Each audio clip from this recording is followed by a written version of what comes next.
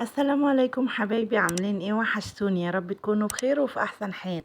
تعالوا النهارده نعمل تحلية سهلة وبسيطة كده، مش مكلفة خالص ومش بتاخد وقت. هنا انا عندي ده كيلو من اللبن. تمام، نزلت عليه ب4 معالق كاستر. تمام، وهنزل عليه هنا ب4 معالق ونص سكر. وهقلب بقى الكاستر مع اللبن كويس قوي لحد ما يدوبوا، وبعدين هرفعهم على النار. كل ده على البارد، انا لسه ما حطيتوش على النار، يعني انا بقلبه الاول وادوبه الاول كله على البارد وبعدين برفعه على النار. هنا كنت رفعته على النار، هبتدي ان انا اقلب فيه لحد ما يوصل معايا بالقوام اللي انتوا شايفينه ده. انا عايزاه تقيل كده. تمام، اول ما يوصل معايا للقوام الحلو دوت خلاص هطفي عليه بقى واركنه على جنب. شايفين عامل ازاي؟ شايفين القوام بتاعه عامل ازاي؟ المهم هنا ده جيلي فراولة. هجيب كوباية مية سخنة، انا مش عايزة غير كوباية واحدة بس. كوباية مية سخنة، وهنزل عليه بكيس الجيلي كده، وهدوب الجيلي برضو كويس قوي لحد ما يدوب.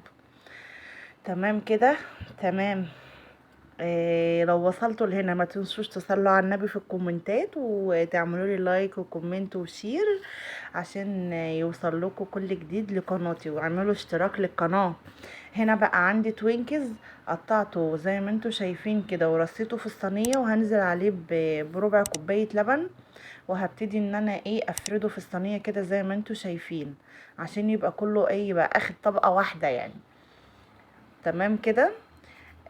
بعد كده عندي الكاستر بقى، بس هنا الكاستر بقى يا جماعه، انتوا ما تسيبوهوش يبرد، عشان انا سبته يبرد، كان ورايا حاجات يعني بعملها وسبته يبرد.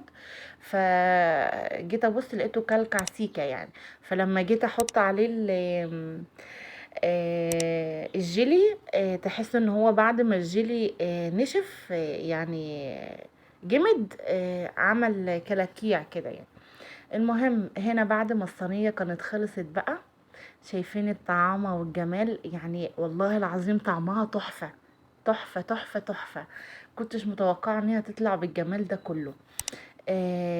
ده حاجة سهلة، بسيطة، مش حاجات كتيرة، مش مكلفة. حلوة قوي في الصيف والحر اللي احنا فيه ده. متنسوش تعملوا لي لايك. سلام.